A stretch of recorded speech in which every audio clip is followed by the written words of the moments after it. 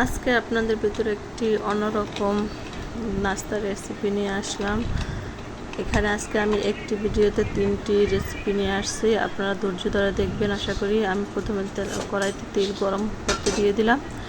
এখন কিছু বাজার থেকে কিনে আনা কিছু চিপস আমি সেখানে দিয়ে দিলাম। এখানে তেলটা ভালোভাবে গরম হতে হবে, যদি না হয় তাহলে কিন্তু আপনার চিপসগুলো ভালো মতো ফুলবে না। এজন্য আমাকে ভালো মতো একটু তেলগুলো গরম করে তারপর চিপসগুলো দেখেন আমি দিয়ে দিয়েছি। এখন দেখেন আমার চিপসগুলো কি সুন্দর ফুলে উঠছে, এই দেখেন দেখতে খুব চমৎকার লাগতেছে। এখন আমি এভাবে নেড়ে চেড়ে চিপসগুলো খুব সুন্দর মতো ভেজে নিচ্ছি, যতক্ষণ পর্যন্ত দেখবো যে আমার একটা চিপসও ভাজা ভালো হয় না ততক্ষণ তো আমি বাঁচতে থাকবো। এবার আমি নেড়ে চেড়ে ভালোভাবে চিপসগুলো খুব সুন্দর মতো তেলে নেড়ে চেড়ে এবার ভেজে এখন আমি একটা স্টিলের ছাঁকনির ভিতরে তুলে নিব, তাহলে আমার যে অবশিষ্ট তেলটা আছে সেটা আমার ঝরে যাবে। দেখেন আমার তেলটা ঝরে যাচ্ছে, এবার আমি তেলটা উঠে নিলাম।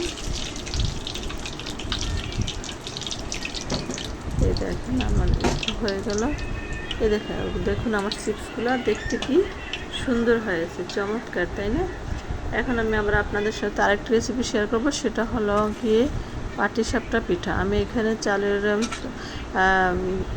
গুঁড়া নিয়েছি। এখানে আমি চালের গুঁড়োটা নিজে বাসায় করে নিয়েছি, আপনি দেখতে পাচ্ছেন। আমি চালটা ভিজিয়ে তারপর গুঁড়ো করে নিয়েছি। আমি এখানে 2 কাপ গুঁড়োর মতো নিয়েছি, আর সেই সাথে আমি দিয়ে দিয়েছি 2টা ডিম এবং অল্প অল্প পানি এড করে আমি গোলাটা তৈরি করছি। দেখেন আমার গোলাটা কীরকম হয়েছে, এরকম হয়েছে। এখন আমি হালকা একটু কড়াইতে ব্রাশ করে তারপরে ব্যাটারটা দিয়ে একটু ঘুরিয়ে একটু ঢাকনা দিয়ে দিলাম।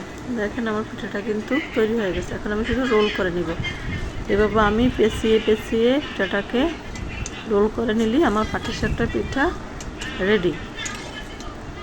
দেখেন আমার পাটিসাপটা পিঠা রেডি হয়ে গেছে। এবার আমি সবগুলো পিঠা ভেজে নিয়েছি। এখন দেখেন আমার পিঠাটা কেমন হয়েছে, খেতে কিন্তু অনেক মজা। আপনারা বাসায় ট্রাই করতে পারেন এভাবে পাটিসাপটা পিঠা। এখন আমি আরেকটা রেসিপি যাবে, সেটা হলো চা। একটা পারফেক্ট চা তৈরি করা কিন্তু একটা ভালো গৃহিণীর সবচেয়ে বড় গুণ। এখানে আমি 1 কাপ চায়ের জন্য 1.5 চামচ চা পাতা দিয়ে পানিটাকে একটু কিছুক্ষণ জাল করে ফুটিয়ে নিলাম। এখন আমি একটি কাপে এখানে আমি